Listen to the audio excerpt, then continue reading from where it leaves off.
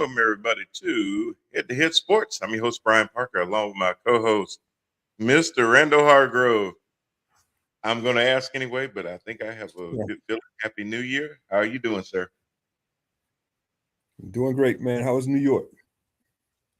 Oh, cold and snowy, but it was good. I thought I was going to avoid the snow, and it was waiting for me. It didn't appear the first 3 days, but then on that Saturday we got hit with about 8 good old inches up in Westchester County. So yeah, I heard.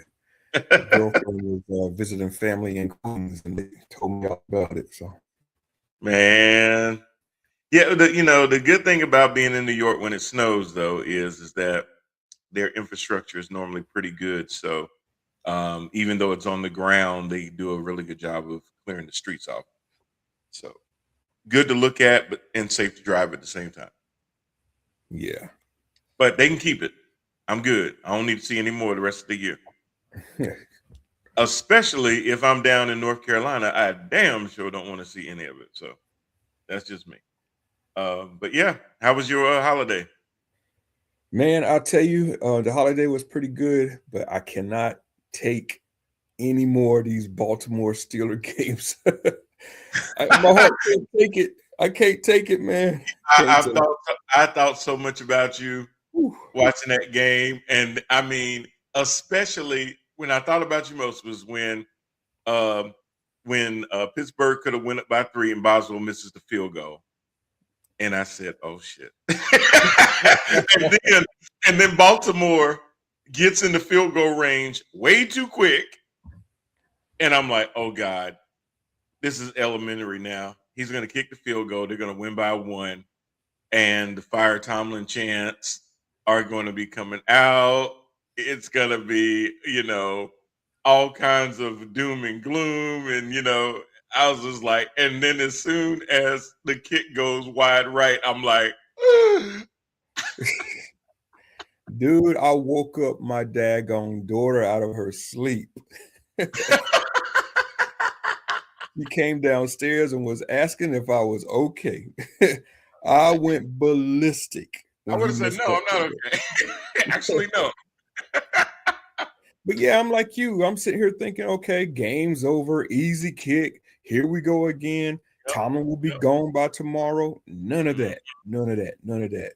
He shanked that damn. baby to the right, and I lost my freaking mind, Like, man. it reminds, and it was funny because my man Brad had sent me something on Facebook where somebody had put together um, a reel of Jim Harbaugh telling the Ravens, saying something in the locker room about nobody being better than them or something like that, and then how their seasons kept ending one way or the other, whether it was they were up, then Lamar throws a pick, they're up, or they're about to be up. Andrews, fumbles the catch, and then they don't get in, uh, or when the dude's about to cross the goal line and it gets punched out right at the half yard line, and they end up losing.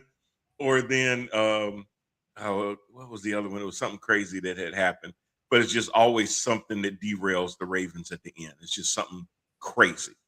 Yeah. And then this one was added to it. Like all you got to do is kick the ball straight, and you're in the playoffs. And again, it's like there's a hex over that team. That was dude's first missed field goal under 40 yards in like 40 attempts. That's crazy. Crazy. Crazy. And he picked the right time to do it if you're a Steelers fan. Yeah. Yeah. Thank you. Thank you so much, man. This season has just, like I said, all along, it's just been one of the crazier seasons to watch. And we'll definitely go over some of the games, especially my Panthers being the NFC champs, and Wait, how wait, that what'd you all, say? What'd you say? Huh? What? yeah, Excuse me. Just woke up out my NFC drink. South, What? NFC South champion Carolina Panthers, the 8-9 Carolina Panthers are the NFC champions since 2015. Wow. Yeah. So, and even though, people are going to point to the fact that they backed into it with Atlanta beating New Orleans, I'm going to say my vitriol for the officiating crew on Saturday that prevented them from having control of their own destiny with some of the craziest play calling. And it had to be so egregious because even the national media attention and folks that aren't Panther fans, I saw Cowboy fans coming to Carolina's behalf talking about how they got hosed and robbed in Tampa. So it had to be pretty damn egregious for that kind of attention. I haven't heard if that officiating crew has been downgraded, removed, or anything like that. But some of the play calls that they just came up with in key times. But we'll talk about that in 2 seconds. But just to kind of look ahead and then we'll look back. Rand, we've got Wild Card Weekend coming up this weekend. We've got the Panthers, as we mentioned, as the 4 seed playing the 5 seed LA Rams. This will be the second time this season that they played. If everybody remembers, the Panthers did somehow on their way to 8 wins this year. The Rams were one of those wins. So, there's a lot of people out there that's not giving the Panthers any chance to win this game. And I can understand the why to that. But had you said that even in their first meeting this year, no one gave the Panthers a chance to win the game. And they forced Matthew Stafford into a fumble, 2 interceptions. Rico Dowdle and Chuba Hubbard ran for over 130 yards. Bryce Young passed for over 200 yards. So nobody gave them a chance to win then, and nobody's really giving them a chance to win now. But it's playoffs. Anything can happen. I tell you right now, there's a formula to the Panthers beating the Rams. There's a formula. All the Panthers have to do is carry it out. That formula is, and you'll agree with me as soon as I say it, they got to control the clock by the running game. Yep. They got to run on first down and get a healthy dose of yardage to make it second and short, third and short, whatever they get to do. They got to control the clock, because if they run, keep Bryce at about 20 pass attempts, what does that do? That keeps the Rams offense off the clock. Off the field. That also, time of possession is in our favor. We got to convert on third downs, of course. And we got to play mistake free. But the formula is out there to beat the Rams. They can do it. They just really need to control the clock through the run game. That's the key. You building on what you said, because you're absolutely right. They definitely need to control the clock. And the way you control the clock is your run game really needs to be really, really good. Your run game needs to be good enough to be able to set up the pass. The thing that I saw even in the Tampa game, even with the refs doing what they did, that I was not a fan of, and I've seen them do this way too many times this year, is they get away from pushing the ball down the field. They go for more of these lateral passes, these smoke routes where receivers are catching the ball 2 yards behind the line of scrimmage and always being expected to make somebody miss. But the problem is a lot of them were missing because they knew the play was coming before it was even snapped, and they were ready to blow it up behind the line of scrimmage. Put you in very costly second and longs, third and longs, and now you're running draw plays and trying to get anything that you can from your running game so that you can kick it to maybe exploit field position. But those are stalled drives that then again put the pressure on the defense to come up with things. The other thing I'll say to that too is, the one thing again with the offense is Dave Canales, I think going forward past this season, needs to relinquish the offensive play caller duties to a coordinator so he can manage the entire game instead of being responsible for deciding pass versus run, and some of those short intermediate passes versus trusting your receivers to get open or run, or even your tight ends to run some type of quick in routes behind the linebackers to give Bryce a chance to get the ball out of his hand. I'm not that impressed with Canales' play calling anyway. If you go back to that Tampa game, when they Yes. are inside the 20-yard line and he calls a flea flicker. That is one of the most ridiculous calls I've ever seen. See, You're that's already somebody running it down that's their somebody throat. trying to be too Keep much. Trying to running. be What are you cute. doing? Trying to be way too cute. Way too Just cute. play Unneeded. the game. But that's where you need that other voice on it with a headset. And you can throw it out and all that kind of stuff. Um, yeah, they gotta do something with that in the off season. Another thing is on the defensive standpoint, Ram, um, Puka Nakua is a beast. And Absolutely. if Mike Jackson or Horn play Nakua like they were playing Olave and uh, the other receiver, Pele, whatever his name is, Vele, for the Saints, he is going to cook them if they give him that much of a cushion on every defensive play. You're going to have to. Puka Nakua is a very physical receiver. You're going to have to jam him in them 5 yards. You're gonna have to get physical with Puka. You cannot sit there and play soft coverage with him. He will work that coverage and kill you. You give him enough room to freely catch that ball without any physicality and then have the chance to turn up the field and then engage with you, you will lose that more times than you will win. He will hurt you with that. You're gonna have to get in his face. You're gonna have to play some man on him to be able to do it.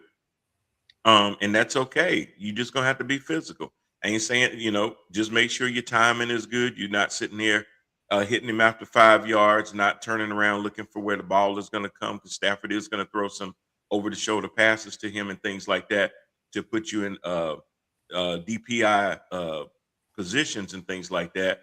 But keep your hands on him, turn around, track the ball, make sure that you play it right, and give yourself a chance for the ref to sit there and hold that flag back. But if they give him the cushion that they gave the Saints receivers, who are definitely not on Puka Nakua's level, he's going to burn them. Yeah, my hope is they put Mike Jack on him. I know that um, Horn is probably the better corner, but Mike Jack is more stronger and a little bit more physical. Hmm. So I'm I hoping that agree. they put Mike Jack on him and then let Horn go to the other side and to get the speedy, shifty receiver. I forget what his name is. That's supposed to be making his comeback to the game. So Is that Atwell coming back? not Atwell, but goodness, forgetting his name. He just came from the Raiders. Used to be a got him from a trade from the Raiders. Oh. Right. Not Jacoby Myers, is it? No. God, why am I forgetting this guy's name? But anyway, I'll come back to it once I find his name. But yeah, I hope they do it that way because trying to play Smith Wade on Puka is a death trap. And I just don't think Horn matches up well against Yeah, him either. Now Devontae Adams is also supposed to be coming back in this game as well. Devontae Adams is who I'm talking about. Yes. Okay. Yeah, so Devontae should be coming back. Anthony, thank you for chiming in, sir. He said the same thing. People talking about Puka, but Adams is playing this time. Um, and I agree with you, Anthony. But I'll be honest with you.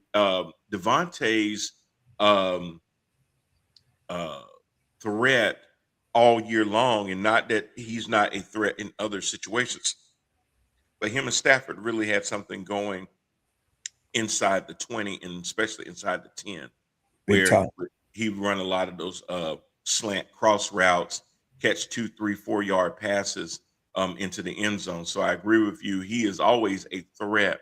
That's where I feel like JC Horn has a better chance with coverage on him in those situations, Yep. trying to get in front of him and knowing that Stafford would look for him in those quick slants and knowing that JC loves to try to jump those throws and stuff like that and come up with picks. That's JC's game. Mike Jack is not so much I'm gonna try to jump the route as much as I'm gonna try to knock the hell out of And that's what Puka needs. He needs that type of you. corner. That's what Puka need. Puka, you need to get him his head to make him think just as much about the physical contact as trying to secure the ball. We've seen him catch one-handed passes and stuff like that.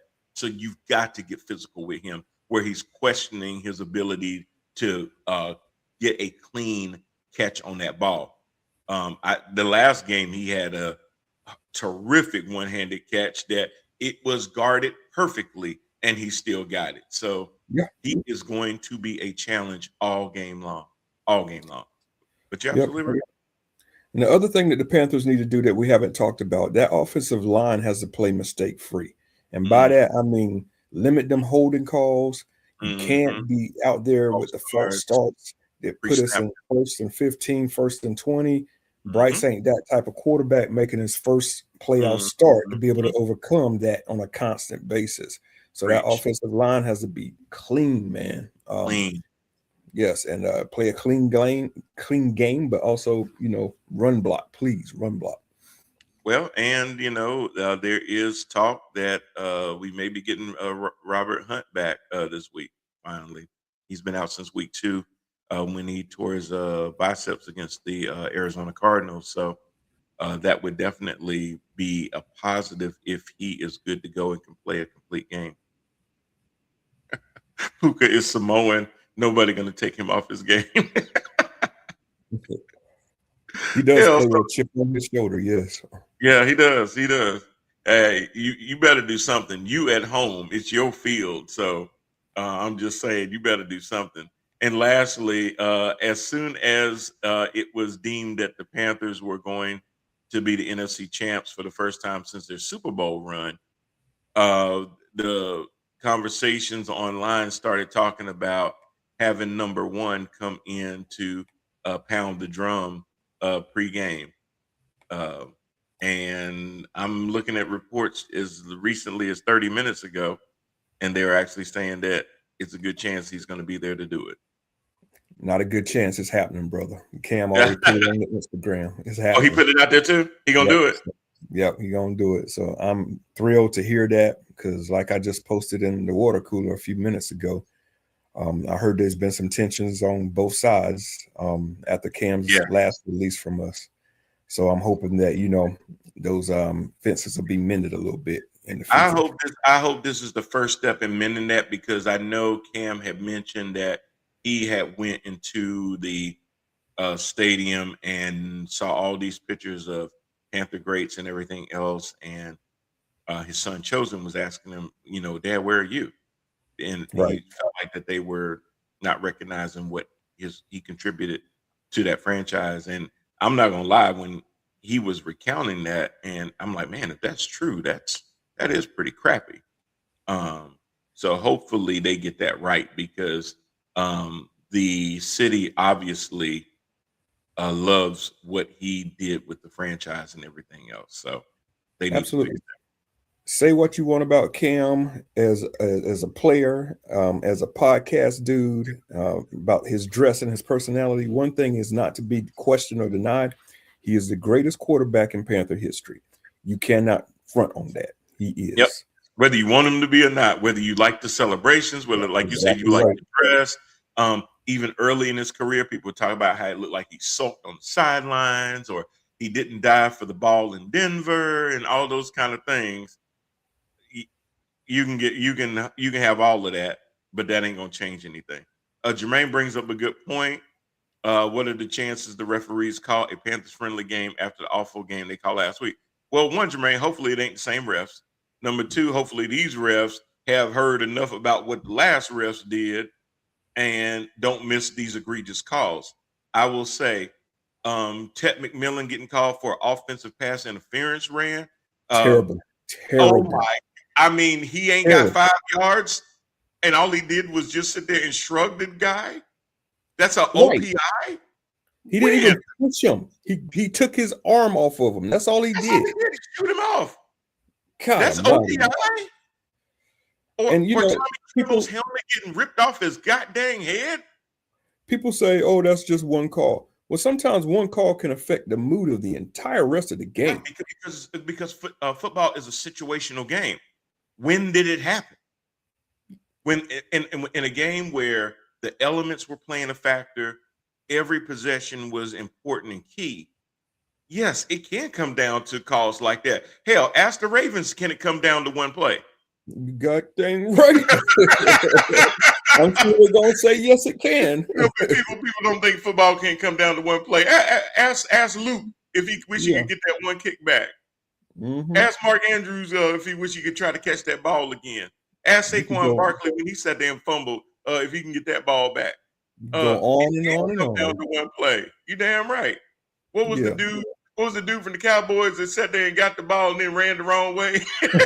Ask if he can get that play back. So there are those situations where yes, that one play, but it was more than one play. There were multiple plays in that game where it was so damn egregious that you were like, wait a minute, are y'all just I almost felt like those refs had watched this show, listened to me say, oh yeah, the Panthers got a good chance of winning the NFC South. And them refs took it as a personal damn challenge to say, it ain't gonna happen on our watch. I really think they watched the show because it seemed like they were hell bent on making sure that the Yeah. Panthers had no chance of winning that game. And let us not forget about the Tampa Bay receiver who tripped over his own 2 feet. And they Yes. called us for the pass interference. Oh my, that was the other one. Yes. He tripped on his own feet. He tripped over his own 2 feet and they got us for the PI. Come on, man. So my question with those are, I thought that there was that are those calls not reviewable? They're not, but they used to be, and then they took it away, but they need to bring that back. They need to bring here's that here's my thing. If they're going with that booth review thing now to help correct plays, use it for anything that could be questioned. Right. Because the whole thing about plays not being reviewable was, well, if everything's reviewable, it's going to slow the game down. But now that you have that assist that's in game, not it has to go to New York or anything like that. Those assists are really, really fast. So if it's something questionable like that, and hey, if it was 4th and 1 and they do a tush push and then they don't get it, but on the field was first down, the replay assist will help with that. So why not with something like that OPI, or with pass interference when he tripped on his own 2 feet, knowing that can have such a drastic outcome of the game. Those are drive changers a lot of times. So, I mean, look, they changed the rules of the damn game for overtime because they didn't like the fact that Josh Allen didn't have a chance to go down and score after Patrick Mahomes did. Yeah, I mean, come on, they could literally do that. I mean, right now it's reviewable if they do a face mask and the booth sees that they grabbed his pad and didn't grab his face mask. I mean, they'll take that away. So what's the difference? Exactly. What is the difference? And I saw a lot of that this year where there were questionable face mask calls, but he got inside of the guy's pads. The guy's head turned this way, and it looked like because he pulled on the pads, it looked like he pulled on his mask. Right. And when you got to look at that, those are 15-yard penalties at the end of the play. Mm-hmm.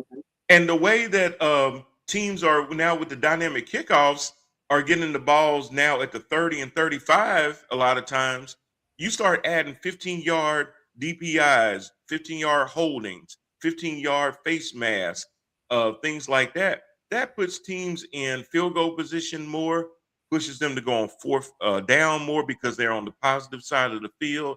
So when you got things like that happening, you got to be able to review those things and get it right. Now with the review assist, it's not going to slow down the game. Get it right so that then people don't sit there and then start questioning again, is the game rigged? Because after that Tampa game, I saw so much about how the NFL is rigged all over again. Right. And I don't believe it is, but I mean, when stuff like that happens, it calls it into question, and that's not good either. So, yeah, absolutely. Anthony, I saw. Speaking of Cam, he hadn't been to a game in 10 years. Dude, stay on TV. Well, he ain't been to the thing in 10 years because he felt slighted by the organization. Because there's a whole lot of history there, Anthony. Even the way he was unceremoniously let go the first time they let him go, it was kind of dirty. And as a Panthers fan, when you look at the way Cam really gave up his body for this franchise. I mean, they made sure that Christian McCaffrey went somewhere where he had a chance of winning, and they took care of him and stuff like that.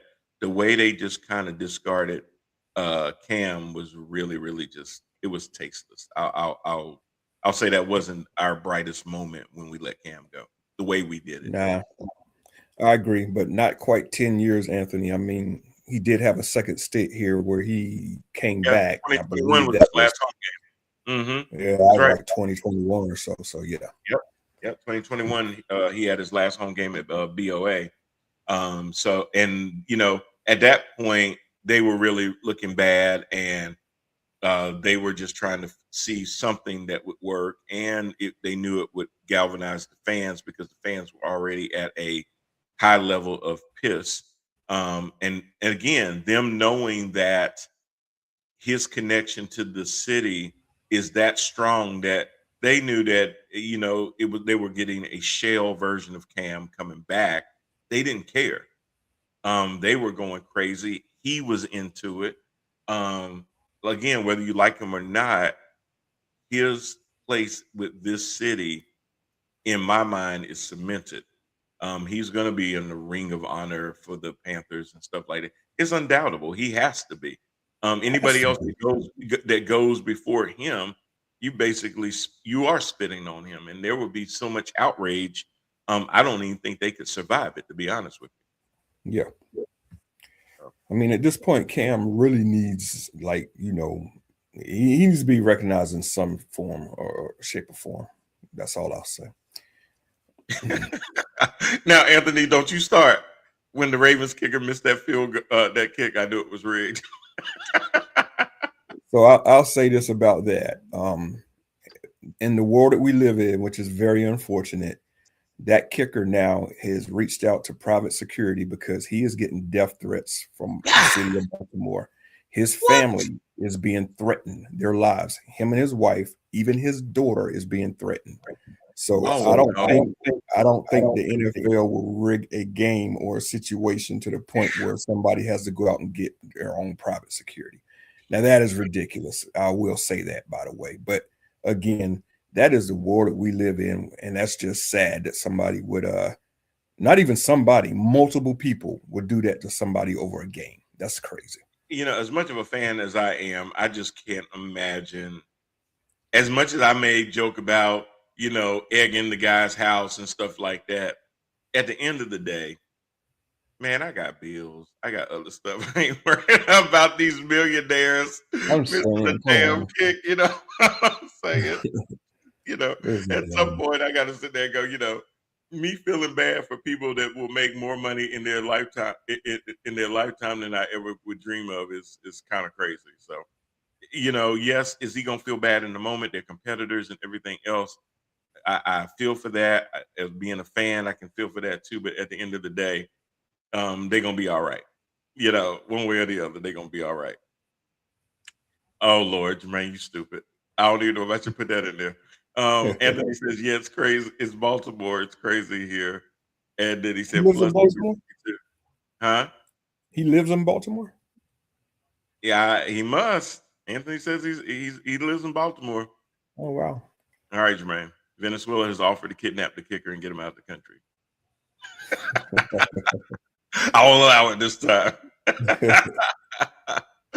Oh, Lord. Yeah, so that will be the opening game of Wild Card Weekend. That's going to be Saturday, 4:30, Bank of America Stadium, the Vault. It is going, win, lose, or draw, it is going to be loud and crazy in there. The fans have wanted this. I am definitely glad to be able to see them get this. I'm sad to say that the Panthers are the only team that won their division twice with a losing record.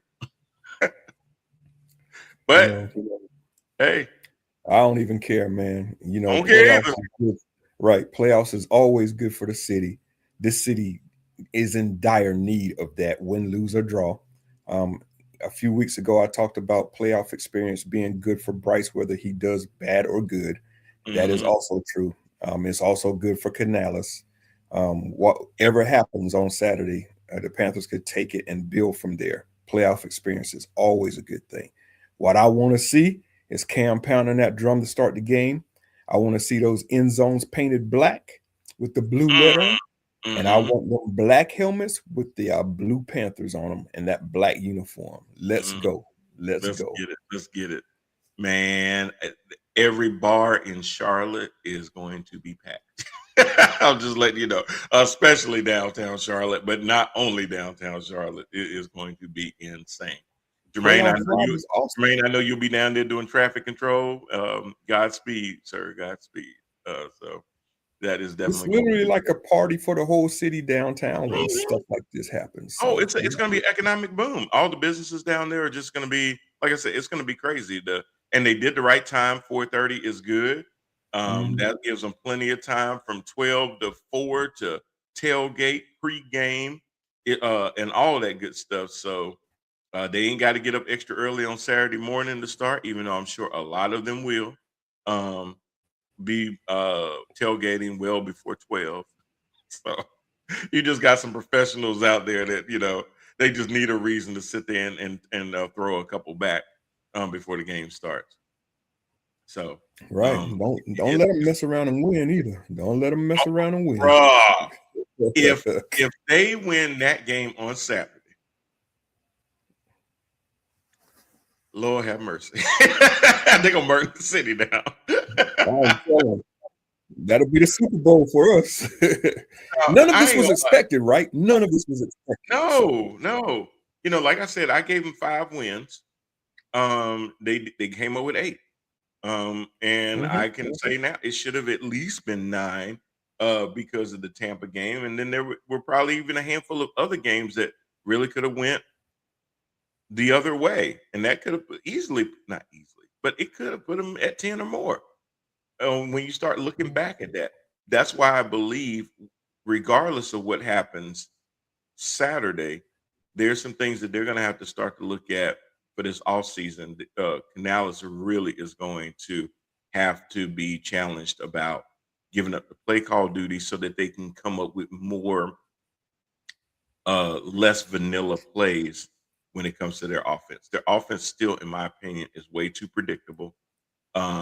Even if you're scheming a running game, you've got to come up with different schemes for your runners, the blocking, and all of that kind of stuff to create some holes where they can at least get through that first level and then let the running back use their natural gifts to be able to be more elusive in the second level. But if all you're going to do is just have them run straight ahead into a 8, 9, 10 man box, I don't care who the running back is. If it was Adrian Peterson, if it was Alvin Kamara in his heyday, they're not going to have a good even if it was Derrick Henry, they're not going to have a good chance of getting through that time and time again. I saw Jonathan Taylor start to see that a lot more towards the end of the season, and he wasn't nearly as effective as he was.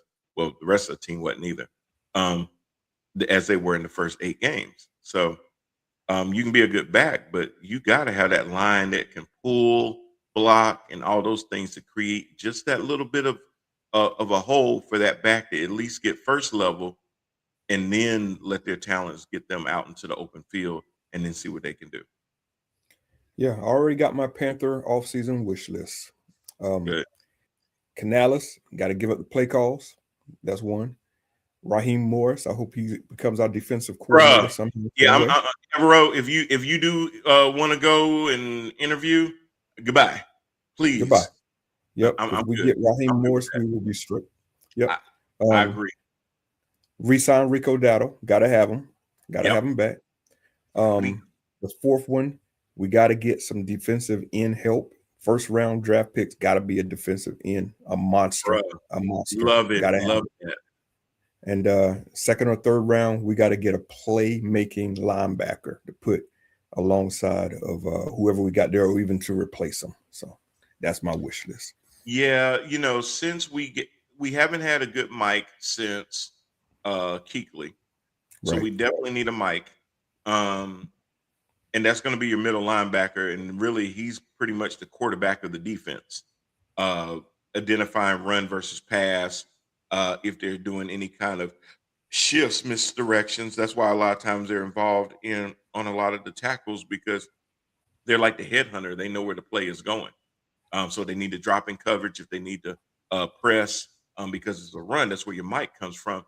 Shaq tried to do it, but it was on the tail end of Shaq's career.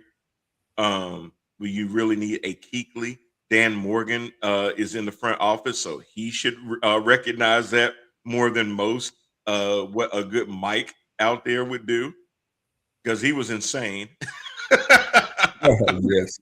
Between concussions, he was very insane when he was out there. So I agree with you. The last thing that I would add to that list, Rand, and I know it sounds kind of crazy, but would the Panthers be wrong if they at least thought for 2 seconds? Should we call Harbaugh? Uh, I'll put it like this: not through official channels, because you got a head coach. Even though I hear that the Dolphins are very messy, and they reached out to Harbaugh with having a coach, but those behind the scenes, not like to bring him in for an interview, but to at least gauge the interest. Because, and we'll talk about Harbaugh being let go too, but the fact that he's going to basically have whichever job he wants, would there even be any interest in it and then make that decision to bring I him don't in? know. It's like Morgan and Canales are so locked at the hip. I just don't even see them reaching out to have a conversation. They need to. Yeah.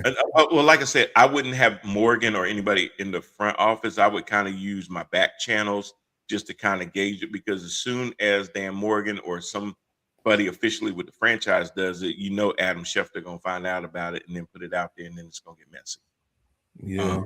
But you can kind of put those back fillers out there where then even if somebody asks Morgan, he has plausible deniability to say that no one in this organization has officially reached out to Coach Harbaugh. And to keep your hands off of it.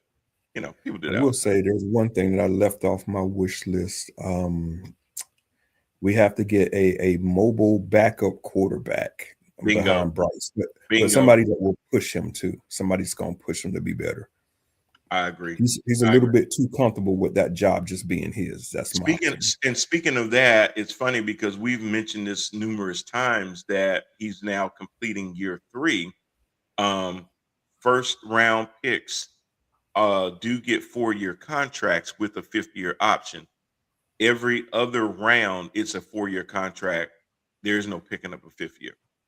So from what I've heard, and it's funny because we had already pretty much predicted this, is that it's more likely than not that they will go ahead and pick up the 5th-year option, which is going to probably put him in the $30-something million range for that 5th year.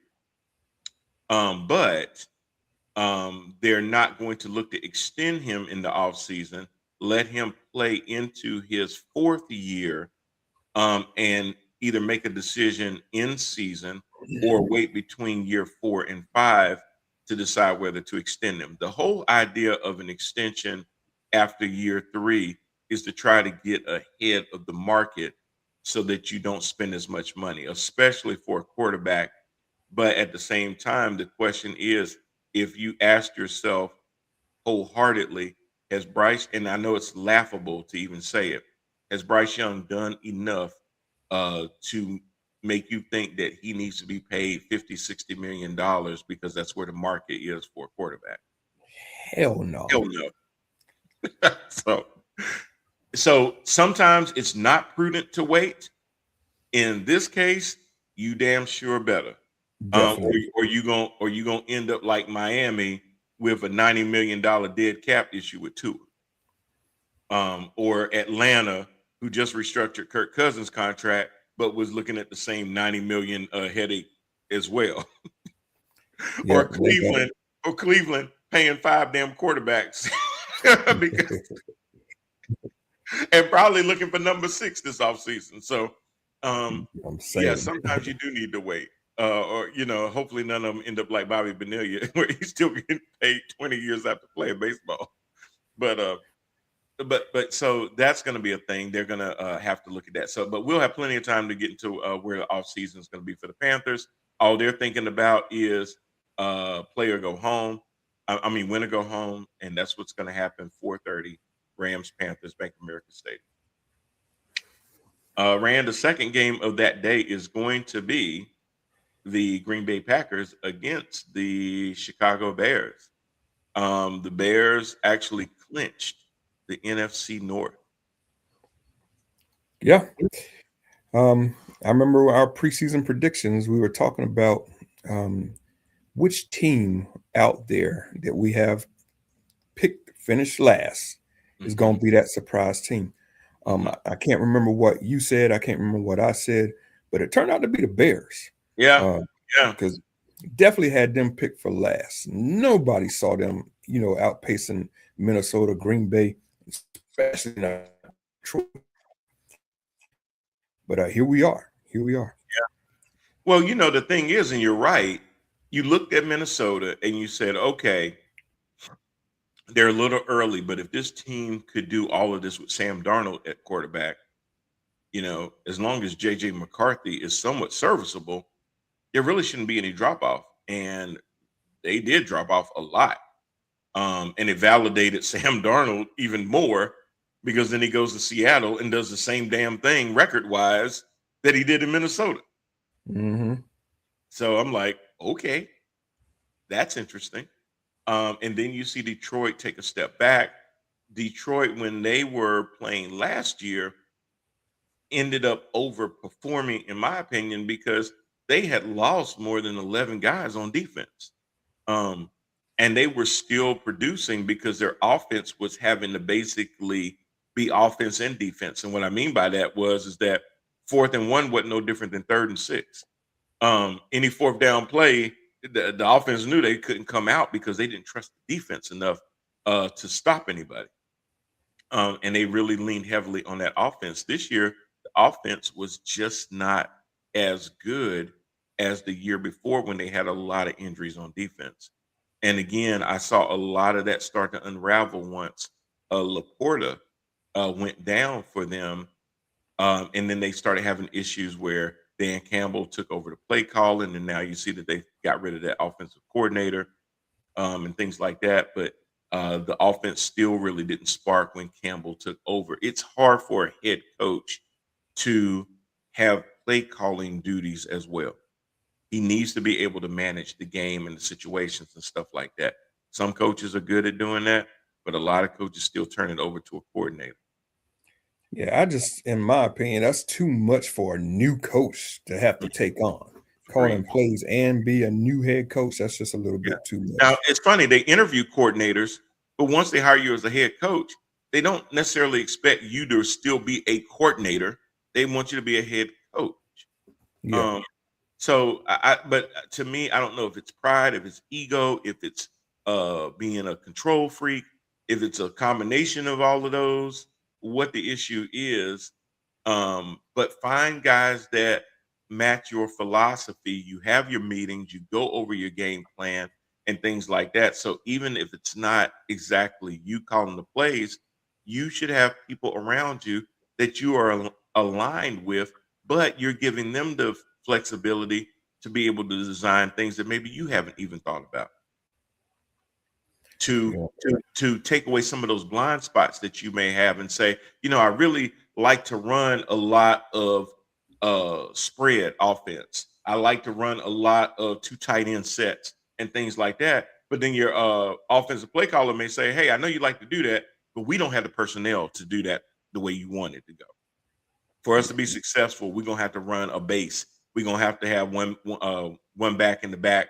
We're going to have 2 tight ends, 2 receivers, or we're going to have 3 receivers and a tight end, whatever that case may be, so that your offense, or hey, we got a quarterback back here that's a rookie, first-year guy. We really need that tight end to kind of be a chipper and then get in the free space so that he has that security blanket, whatever the case, or he's undersized and he's going to need that tight end for that reason when he steps up in the pocket and can't see nobody else downfield.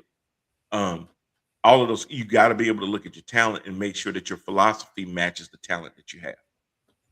or I that you're working with the general manager to try to bring in that talent either through free agency or via the draft. agree wholeheartedly, man. So that's kind of where I see that. But this Packers game, they haven't looked good lately, and Jordan Love's been out. Malik Willis did step up and do some things. They had another guy in last week, and it was absolutely terrible. I'm trying to remember. They played. Lord, now my schedule is gone. I'm trying to remember who they just ended up playing. Here we go. So the Packers ended up playing the Vikings. The Vikings beat them 16-3. And do you know, as a result of that game, we had one of the most rare studs ever. Ball. Every team.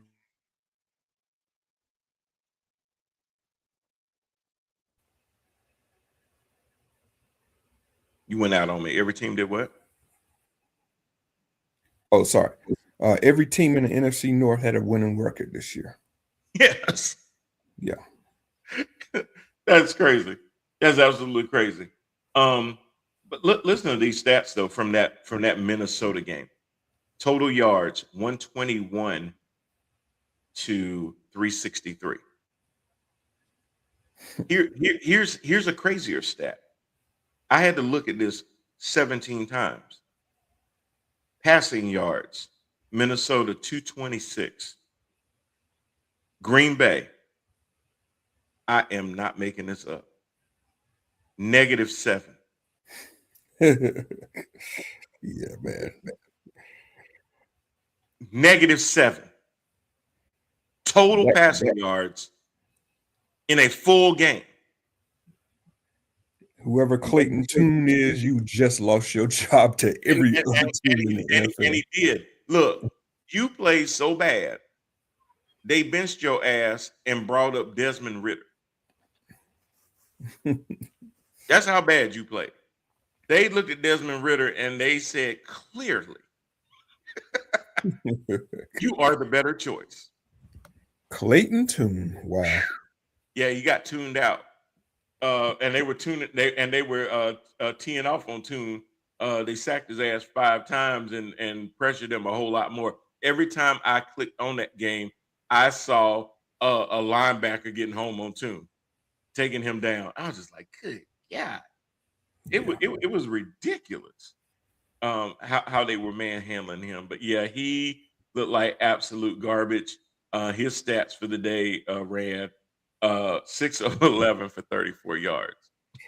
My man passed for 34 yards with 6 completions. But he has a -7 total because of all the sacks he took.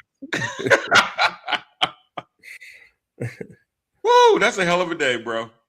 That's a hell. I don't know if your line gave up on you. I don't know what the hell happened. Good God.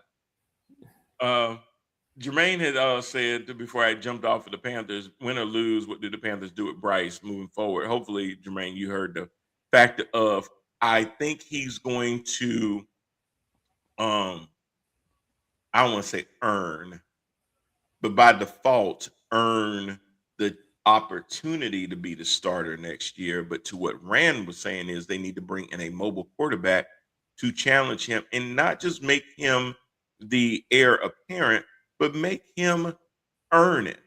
When he got benched, he did get a little bit better because something finally got taken away from him, probably for the first time in a long time, if ever. Mm-hmm. And it seemed to inspire him. If he goes into the offseason thinking that no matter who they bring in, they're going to probably move on from Andy Dalton, whoever his backup is going to be somebody not as good. To me, that's not going to work. Number one, you need to have that guy that is almost, if not just as good anyway, because the likelihood of him making it through 17 games is not a given. And we see what happens to teams when there's such a drastic fall off from your number one to your number two. You can't count on that. Even as bad as the NFC South is as a division where 8 games will normally get you in, You can't count on that. You need the availability of your quarterbacks and the quality of your quarterbacks need, and I would say that for all 32 teams, need to be strong. They need to stop having these guys that they bring in and they're journeymen and they know, okay, this guy's not going to push him to be the starter in the offseason. We need somebody that is going to be able to do that. I had joked about Mac Hollins coming in to do that. I don't know how mobile Mac Hollins is though, but I know that he's been pretty accurate when he's played. But bringing in somebody that's not at the end of their career that maybe needs that change of scenery kind of thing where they can go somewhere like a Baker Mayfield did, a Sam Darnold did, and their second act is a lot better than act one. That's what you're going to need for Bryce. Anthony says the Bears MVP this season is Ben Johnson. I cannot disagree with you on that one. Even though he wouldn't be an MVP, but I get what you're saying. Is that he came into a franchise that seemed to eat up and spit out quarterbacks, and have no success after being one of those franchises that people looked at a certain way to just now be the Bears doing the Bears things. Chicago was going down that road of becoming Cleveland 2.0. And hopefully this is just the tip of the spear with what Ben Johnson has been able to do with Caleb Williams. Yeah, I was not expecting this success in year one. Of course, I thought he would turn things around next year. I thought this year would be like that little bump, just a little bit better than they were last year. But my Lord, man, he just came in and just instant results. He absolutely did. I mean, I can't say enough about what Ben Johnson ended up doing with this team. They end up at 11-6. Crazy. Just absolutely crazy. The Lions did get a win on them on this past Sunday. But if I'm not mistaken, at some point, a lot of the teams said, you know what, let's go ahead and rest these guys. And they pulled them out. Philly did that. I saw Buffalo do that. I think Chicago did that, where they just said, okay, whether we're up at a certain point or not, they coming out. And that's what they did. So they're rested. They do have to play because the number one seed ended up going to and who ended up with the number one seed in the NFC?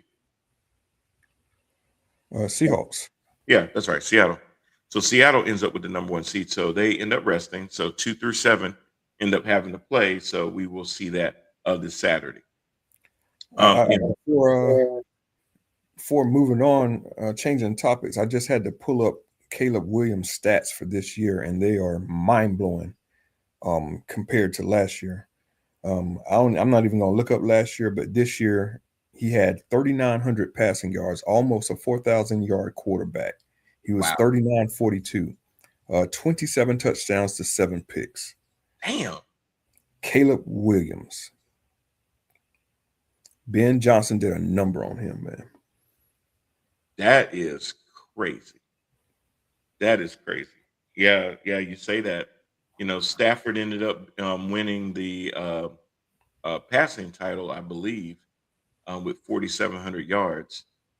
Jared Goff inched out Dak Prescott by 12 because Dak got pulled out for the second half. Dak ended up in third at 45. But your top 5 passers were Stafford, Goff, Prescott, Drake May, year 2 Drake May, and Sam Darnold. Yep. And Sam Darnold, you can kind of believe because the leading receiver was none other than JSN. Monster season. 1,793, almost 1,800 yards.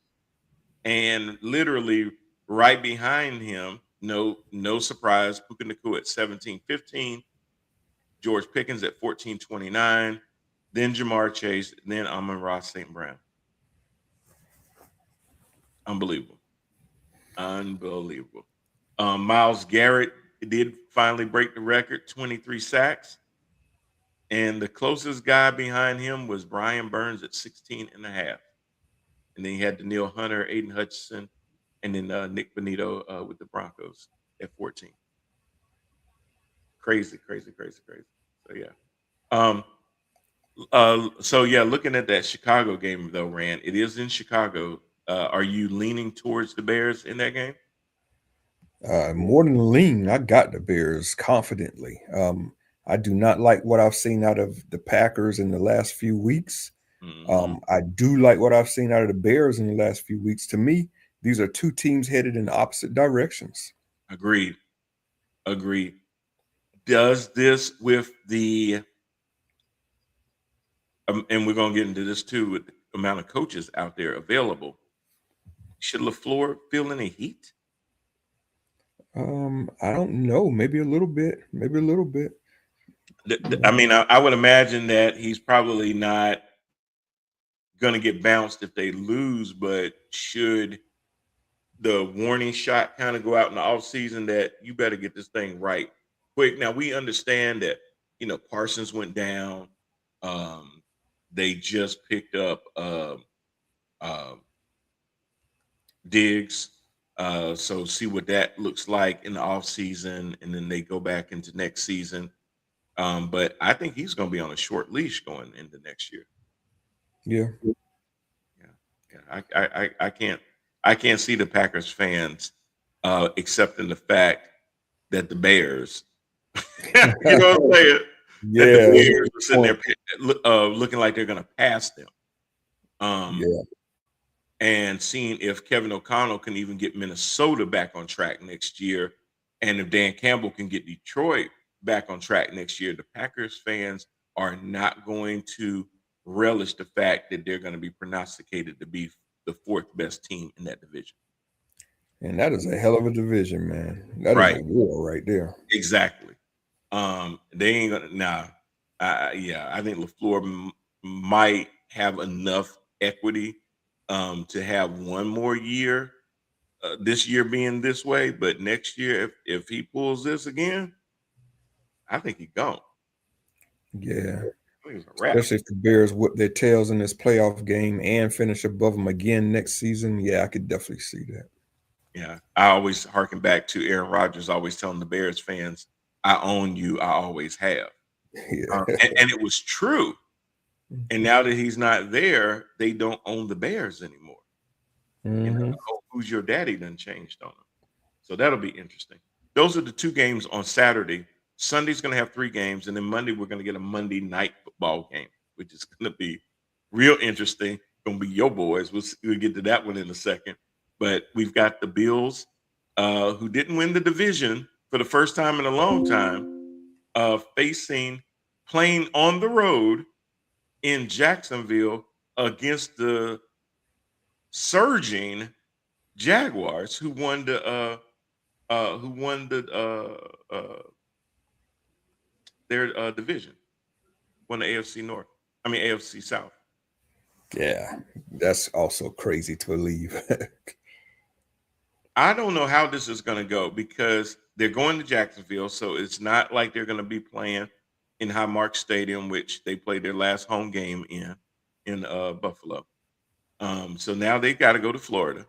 So there's no advantage of them, cold weather, anything like that. James Cook still has to be dealt with.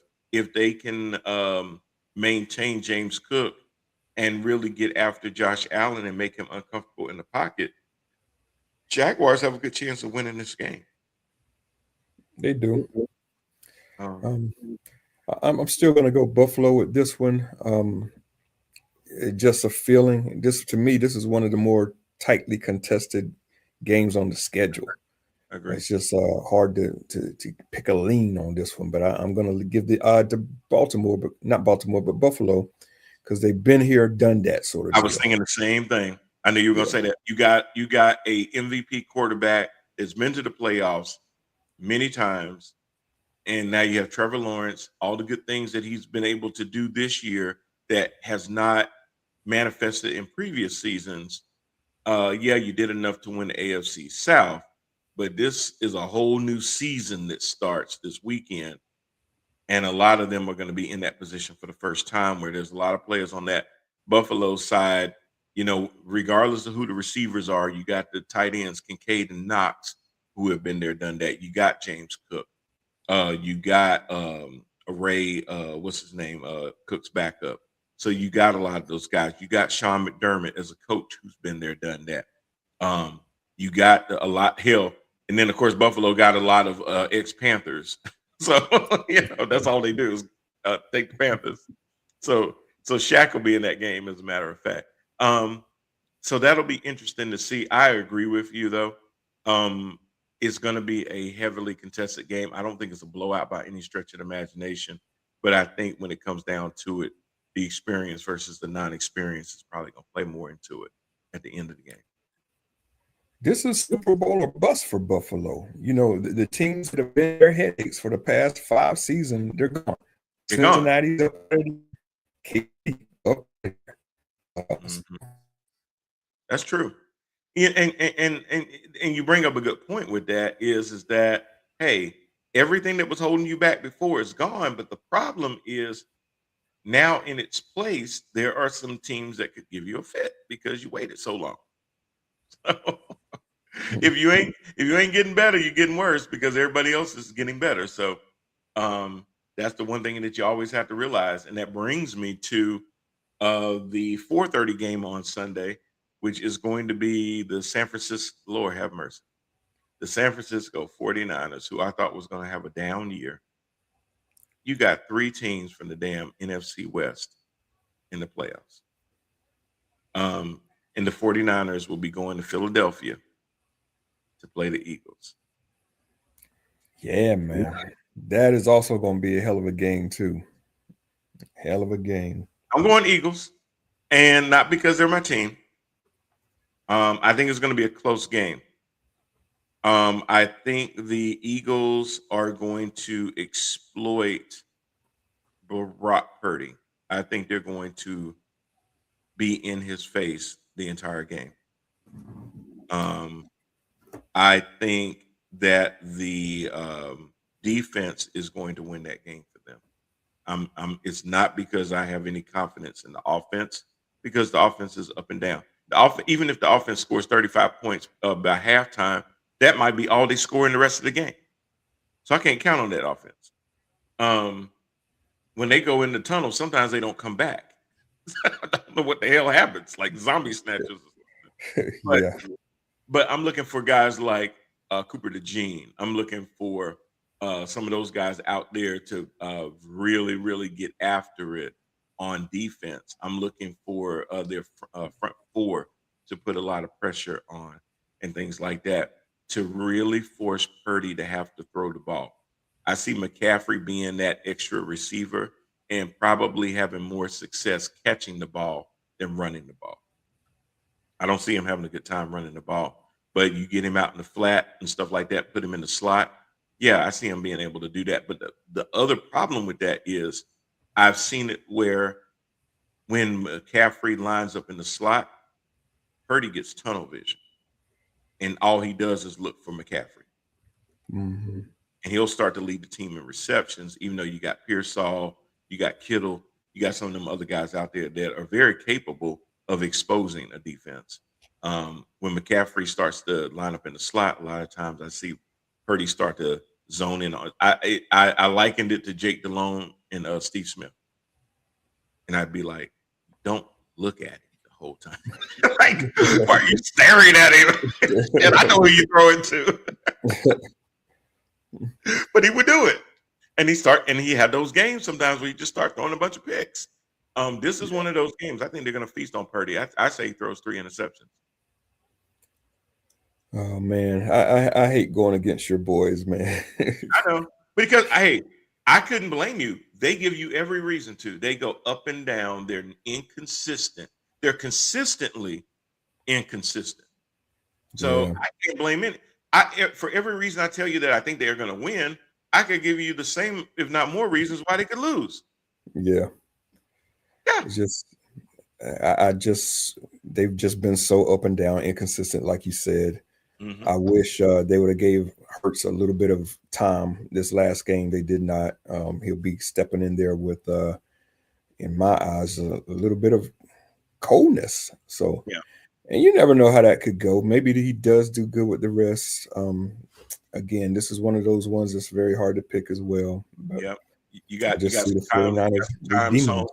time zone Yeah. moving where the 49ers got to come all the way over. So that's Yeah. always a thing. I can't imagine that's going to affect them because they're probably going to get into Philadelphia a couple of days ahead to get acclimated to that, and get their bodies used to you know playing in that time zone and get all the jet lag shaken off and stuff. So I just expect it to be, and I don't even know what the weather is forecasted for that, um, and how that could play into it as well. But I see it being a pretty tight game, as long as Jalen Hurts doesn't revert back to throwing the ball. If I see or have seen the play caller turn it into a very conservative game, this is the game that he needs to let them cook. You need to let Goddard get loose. You need to let Brown and Devontae Smith get loose. Um, if they do that, they got a chance. If they sit there and run, pass, 3 and outs, they're going to lose. Period. They're going to lose. Yeah. Whoever Philly converts them just on has not third down, looked like, yeah. Philly just has not looked like last year's Philly that often. well, they thought that they could use the same recipe from the year before and they were going to get the same success. And that's just not true. You're not going to say, well, we'll just keep doing the same thing. Now, normally, what you say is, we'll keep doing the same thing until you stop it. Then you do something different. Well, they stopped it in week 1. So, I mean, shit. You just kept on trying to do it anyway. Like, no, it don't work like that. You're gonna have to figure something else out. That's why a lot of times rookie quarterbacks do well slump a little bit in the sophomore season, because now teams have a whole year of film on them. It's not that the rookie actually gets worse, it's that the other teams have adapted. That's all. So yeah, they couldn't figure out how y'all were scheming with Saquon the year you went to the Super Bowl. They done figured it out. So you got to change it up a little bit. You got to be more creative than that. So they get paid way too much money not to be creative. The Sunday night football game is going to be a good one too. It's going to be Chargers at the Patriots. The Patriots, man, have impressed me all year long with seeing what Drake May has been able to do.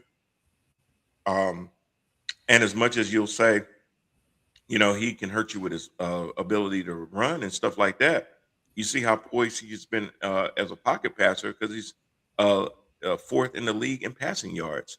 So as much as he's done with his legs, he's really getting it done by putting the ball in the air. Yeah. Drake May, you know how I feel about Drake. I said he was going to be the bomb before he even played his first game, because I saw everything I needed to see at UNC. I think he's going to be. Come back, Drake. Need you. God, I wish we had him back. Yeah. And a side note, Gio, peace out. Peace, dude. I ain't crying for that. I ain't crying for that. Thank you. Thank you. Thank you. Those in the transfer portal, come on. Appreciate you. Yep. Sorry, I had to get that in there. I saw that. I was like, yes. Yes. Thank God. Get them up out of here. Bye. Bye, Felicia. Bye. Oh, God. Oh, sorry. Yeah. Drake is just he's just gonna be poised in this game. Nothing is shaking him all season long. I don't think nothing's gonna shake him in this playoffs. I think the Patriots will put Christian Gonzalez, their best corner, up against Ladd McConkey, their best wide receiver on the LA side, and I think the Patriots are gonna dominate from there, man. I just do. Me too. I think the run game, whether it's Travion Henderson, Ramondre Stevenson, they're going to do well. I think Hunter Henry is going to be instrumental in this game, as him and Drake seem to have a really good bond and chemistry.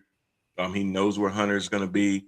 I always thought Hunter was a decent tight end, but Drake is making him look like, one of them top echelon tight ends, not along with we've seen with, Kelsey all those years and stuff like that. But right there, I've seen a resurgence of Hunter Henry being alongside Drake May. Yeah, man. You can call me crazy for this. Some of y'all will, but I think this game has potential to get out of hand even more so than LA and Carolina. So I agree. yeah. Oh, absolutely, for a lot of reasons. Chargers play in California. They're gonna be in Foxborough Yeah, in January. right. Most people do not go to Foxborough in January on purpose, especially ones from California. Right. You might want to go to Mass, but you ain't gonna do it in January on purpose. So that's gonna be a problem. I don't care how many damn days you get there early. That brick is that brick. So, and it's likely to snow on your ass. So, and if it is snowing, it is going to be even worse for them. Because let's keep in mind that any elements could affect Herbert because he will still be wearing a cast, I believe, on his non-throwing hand. But that still comes into play because even if you have a cast on your non-throwing hand, like Aaron Rodgers would find out, that changes the way that you hand the ball off, and everything else. So there's going to be adjustments that he has to make, and even to the ball carriers that he's handing the ball off to, so that they don't end up hitting his hand by mistake, and making it worse. So because you got to remember, you need Justin Herbert to play the whole game. Oh yeah, God, yeah. Because Trey Lance is your backup. Yeah, you have zero shot if he does. So yeah, you want to protect Justin Herbert as much as you possibly can. Now, Justin Herbert needs to hear that because Justin this year has been running a lot more this year, designed runs, than he ever has, and they're going to have to protect Justin from himself. Now, and now, Anthony, it's funny that you're saying this. I only read part of it, but I knew somebody was going to say this because I heard somebody else say this earlier, that New England padded their record because they had a lot of soft games early in the season. Part of that is true. But as Bill Parcells says, you are what your record says you are. Anyway, I hate to say this, but New England haven't proven anything to me. You play on who's your schedule, but it hasn't been against good playoff teams. I mean, that's a fair criticism, but I don't look at just who they played. I look at how they played. I do too. And I will say my criticism of Kansas City, as an example, even before this year, was even when they would go in as the dominant team, too many times I saw them play down to their competition, letting them hang around in the third and fourth quarter, giving them hope, giving them a chance that a untimely interception or a fumble or a missed field goal could turn the game around. I didn't see that a lot with New England. They beat who they were supposed to beat, and they clearly beat them. I didn't see them letting teams just hang around that shouldn't hang around. They took care of business early and often. Hell, one of them last games they played, they were just sitting there going to the woodshed on them. I'm trying to think who the hell it was. They were just beating the wheels off of them. I know they did that to Miami 38-10, and it was really 38-3. There's been quite a few teams they've done like that. They beat the hell out of the Panthers 42-13. I'm looking at the schedule right now. They also beat the Bills, barely, but it's the Bills, good team. They destroyed the Titans 31-13. They destroyed the Browns 32-13. So to me, it's like if you play a bad team, get them the hell up out of there. Get them off your schedule. And they've done that. They wiped like the bad teams. They wiped the floor with them. They beat the Giants 33-15. That's an ass whipping. So yeah, you can go on and on with this. 42-10 and that's my point, because you can't choose your schedule, but how you approach those games, it to me is just as important as, well, did you take plays off? Did you sit there and kind of, sleep through the first three quarters, knowing that you just flip the switch in the fourth quarter and you go ahead and win the game anyway. No, it looked like they sat there and had their foot on the gas from the time that the game started till the time the game ended. Did you allow That says a lot. I mean, because you could lose interest in a game where you. Mm-hmm. Yeah. And because how many times have I seen the Panthers sit there and let a rookie quarterback like the second coming of Dan or Steve Young? That's what I was just about to say for my own boys. Did you allow a rookie quarterback, Shedeur Sanders? That's what I was about to say for my own boys. Did you allow a rookie quarterback, i.e. Shedeur Sanders, to whoop your ass? I thought about you that week because we had talked about it before we went on break about how I don't know what the hell it is with y'all in Cleveland lately. You know I was not good.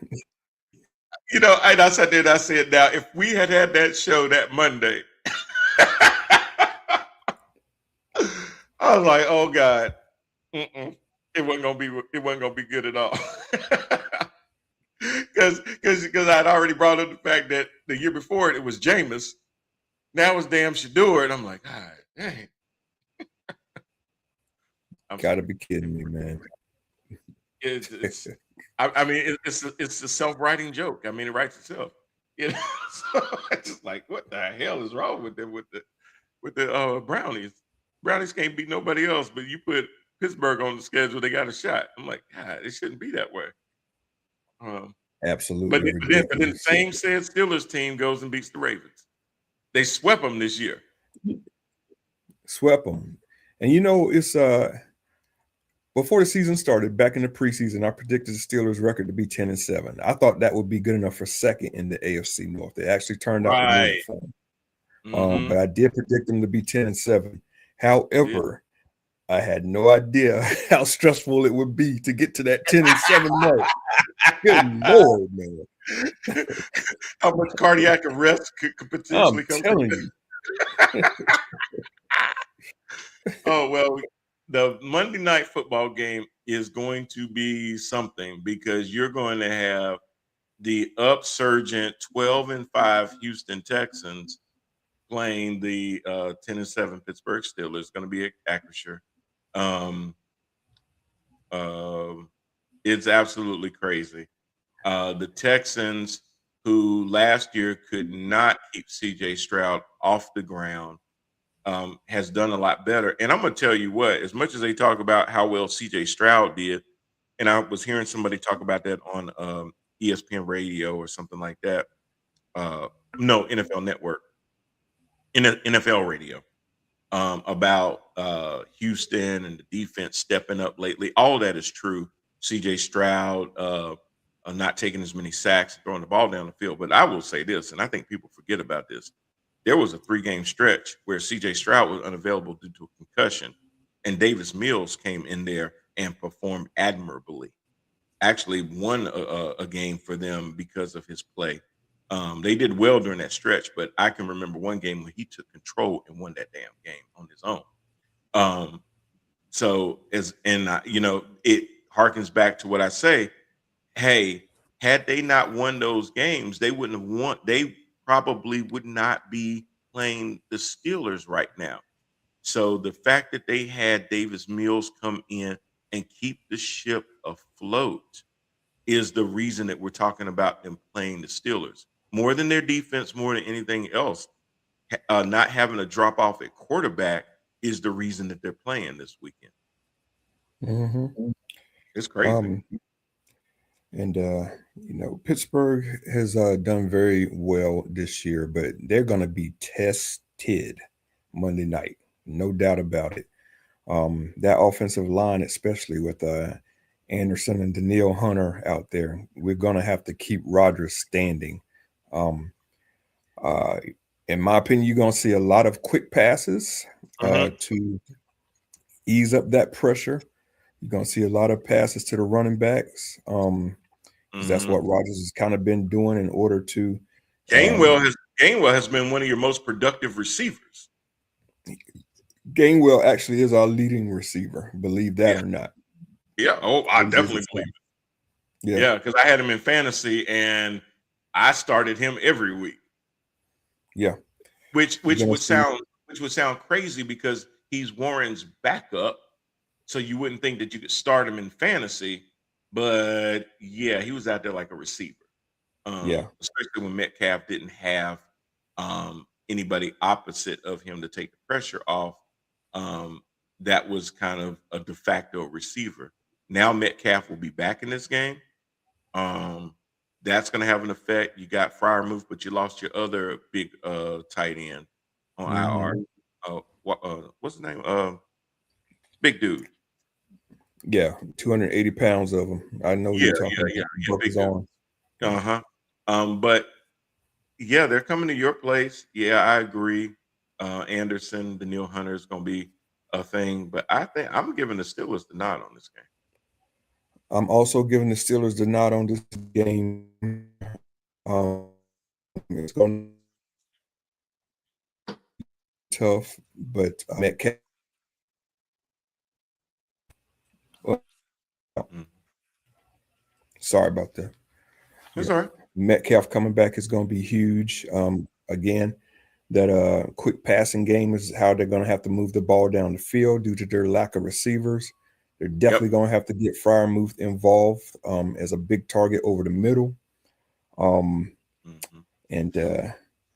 I think they could take it at home, where Mike Tomlin has been king over his whole career. And I'll add to that too. They're gonna have to possess that ball. Yeah.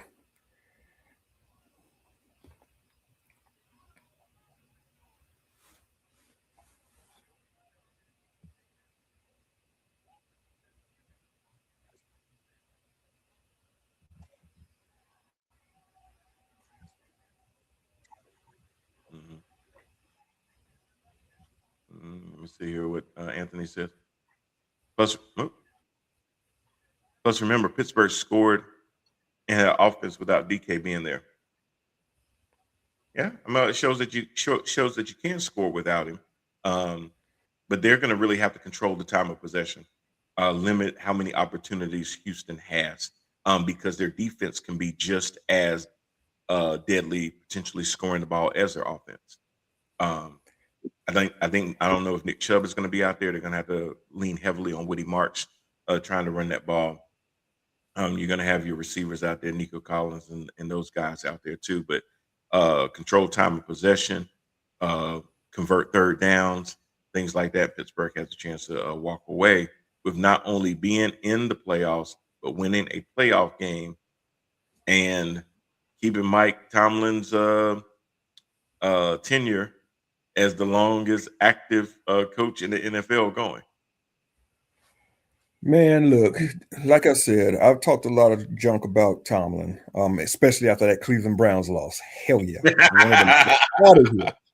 But all is forgiven with just one playoff win. If you could win this playoff game at home, coach, I will welcome you back next year. But you got to do that. And what you definitely can't do is go out there and be ill prepared and get down like 24-0 at your home stadium. Because we've had too much of that since Roethlisberger retired. Can't have that, man. It's been ridiculous. Can't have it. I will say too, on another note, Rand, there were my New York folks, we're on a group chat, and they were losing their minds on Sunday because the Giants refused to just tank the game and give it to the Cow Bitches, as if they were playing for a playoff spot, even though both of them had been eliminated long before that. And they were mad because they were like, you know, they didn't want to hand the Raiders the number one pick, and I'm like, y'all got to understand, as players, they're not concerned about the offseason and who has the number one pick. No. A lot of those guys are playing to put good film on for their agents to be able to shop around to the other 31 teams in the event that the Giants decide to move on from them. So why in the hell are they going to worry about if this team gets the number one pick and they may not even be on the damn team? That is a fan reaction and a front office point of view. But players are competitive, whether they play for the Giants, the Raiders, any other sucky team you want to add in, the Browns.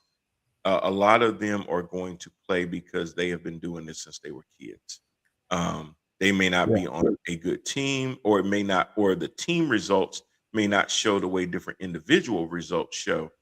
But they play from a different point of view, which is why Max Crosby for the Raiders was pissed when they shut him down with 2 games to go, because he made it clear, I don't give a F about trying to get the number 1 pick. If I'm out there, I'm going to play to win. And they couldn't take the chance that Crosby was going to sit there and wreck the games where they would lose the number 1 pick.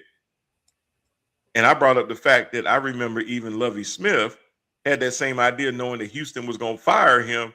He played that game to win, won the game, and they ended up not getting the number 1 pick because of it. So those are fan reactions and front office thoughts a lot of times. But when you're out there on the field as a coach or a player, you are a competitor first, and you're trying to win the game. But they were all like, Brian, you don't understand. You're not a New York. They were telling me in the chat, you're not a New York Giant fan. You don't get it. Man, it doesn't make any difference. It's Exactly. a fan reaction, according to they were trying to give me the business, Rand, telling me that. No, yeah, and Rand called me, I would have had your back. Rand, all I told him was, guys, y'all need to relax. I said, you're going to end up with a top 7 pick. If you believe that you have your quarterback, you're not going to have to overreach for a quarterback. Even with the number 7 pick, there are going to be teams in front of you going for quarterbacks, meaning that the guy you want should either still be there, or if you still want to swap with a team that's still a little lower to get not only their pick in the first round, but then get a second round pick or a 2028 pick, you got the ability to do that too. Yeah, I mean, they have nothing to worry about. The Raiders are going to take Mendoza. That's a quarterback. New York, you do not need a quarterback. Dart has shown you that. So you're going to get the second best talent off of the board, second or third, whatever. So it really doesn't matter. And when you go around, I'm just going to stay in the NFC when I say this. Teams like the Packers, the 49ers, the Eagles, Giants, and the Commanders are never going to lay down to Dallas. I don't care what the situation is. They're never going to do it. The rivalry is too bitter.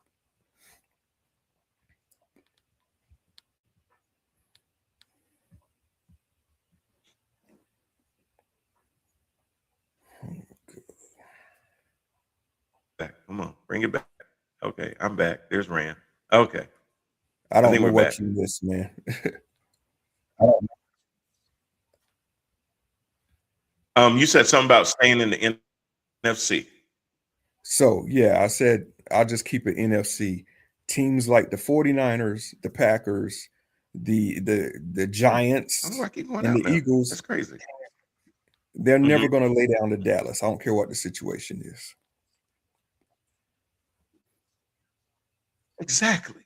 Exactly. We could both be 0-16. We win in that game. You daggone right. It's the Cowboys. I'm sorry. It's the Cowboys. You got to. I mean, but yeah, they were going back and forth talking about, are you effing kidding me? And they were like, and then when I said, hey, they're competitors, they're going to play. One of them's response was, and that's why he should have put all the starters on injured reserve before the game. Oh my goodness. I hate when people talk sports and they don't know sports, man. That is such my pet peeve. Goodness. I'm reading the thing and I'm going, what? Put all the starters on IR? First of all, are they injured? You just can't throw people on IR. It's like, good night, man. He said, because he's like, yeah, I know they're going to sit there and be thinking like that, so we should have just kept them off the field in the first place and put them on injured reserve. And I'm sitting there thinking, that is not a mechanism used that way. But oh my God, it was about 8 of them. They were losing their minds about why the Giants were playing so hard and stuff. And I'm like, look, them guys are playing because they need to make sure that they're doing everything they can to stay in this league as long as they can, because a lot of them will tell you that NFL stands for not for long. And you need to maximize your playing and earning potential in that league because Father Time is undefeated. It wins. The It average does. length of an NFL career is 3 seasons, That's crazy. not That's 4 crazy. long. Yeah, yeah. The average length of for players is 3 years, but fandom can last for 50, 60, 70 years. So, that's one of those things Yeah. where you're looking at it through the lens of how long a fan can go versus how long a player can go. Someone said, Anthony says, and we're about to get up out of here. Anthony says, someone said when John Harbaugh were fired, huh? Jerry Jones was on his plane to meet him. I think if he could get him, he will fire his head coach now so quick. You talking about Jerry Jones? I don't see John Harbaugh playing for coaching for Jerry Jones. I think he would have a pick of open teams, but you got to be a certain kind of coach to play for Jerry Jones, I believe. Jerry Jones is too involved. Yeah, I don't see him getting in that mess. There's a lot that goes with that. I think John Harbaugh is going to be the number one candidate. I was really surprised when Raheem Morris got fired from Atlanta. I mean, they act like Arthur Blank acts like he had a lot of good choices. Penix was up and down. Kirk Cousins had fallen off. Before that, they had Desmond Ritter, Taylor Heineke. What did you have at the quarterback spot? You really started to see guys like Drake London, Kyle Pitts really start to take off this year. You saw Bijan Robinson be that bruising back, that all-purpose back that we were sold. He was initially drafted. I started seeing all of that, and then you let the guy go. It's absolutely crazy.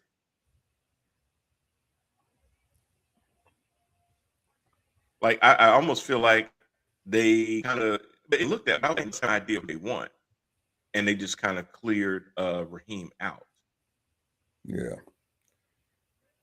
So I'm hoping Panthers could pick I him don't up. know why they got rid of Raheem Morris. That just doesn't make sense. Mm-hmm. Yeah. Oh no, God, yes. Please let Evero go. Bring in Raheem Morris. That would be a hell of a defense. Bring in an OC. I think they would have an opportunity to fight Tampa for the South again next year if they did that. Any other surprise firings that you saw on Sunday and or Monday? Of course, Of course, Gannon gets let go in Arizona. Dan Quinn let go of his. Pete. Yeah, that was the biggest one. After 1 year, I don't know what they expected Pete to be able to do. I think him bringing Chip Kelly in as his OC was probably a bad move from the get-go, and he waited too long to fix it. That just wasn't the right scheme for Ashton Jeanty. But Brock Bowers missed a lot of time with his knee. Even when he was playing, you could tell that knee was still bothering him. I just don't know what they expected that team to do. Yeah, I mean, he can't fix all their issues within 1 year. No, absolutely. That one was a big one. Like I said, Washington got rid of Kingsbury and their defensive coordinator. Who else got fired? Somebody else got fired too. God, I can't think. I know those are the main ones. So. Yeah. I know it was a handful of them that had gotten let go. I'm trying to remember who all got fired in that.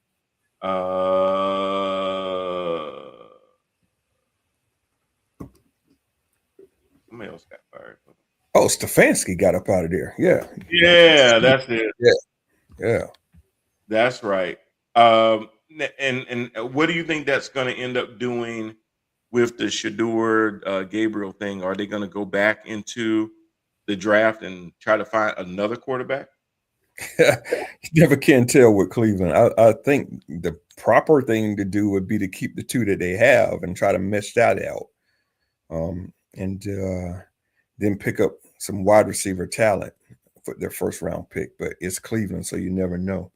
Okay. Yeah, so it's been John Harbaugh, Pete Carroll, Stefanski, Raheem Morris, Jonathan Gannon, and then of course Dayball got let go mid-season for the Giants. So those are your openings right now. Yeah. So a lot of coordinators are being linked to a lot of jobs already. The Tennessee job, forgot about the Titans coach, but he'd been letting go. Callahan. So yeah, you got about 6 openings. So there's going to be a lot of talk right now. So we'll see how that goes. I'm surprised Jets head coach didn't get fired. I'm sure that they talked about Aaron Glenn a lot before they rested, bringing back. Same thing. Scott. Oh, Aaron Glenn did get the axe. And lastly,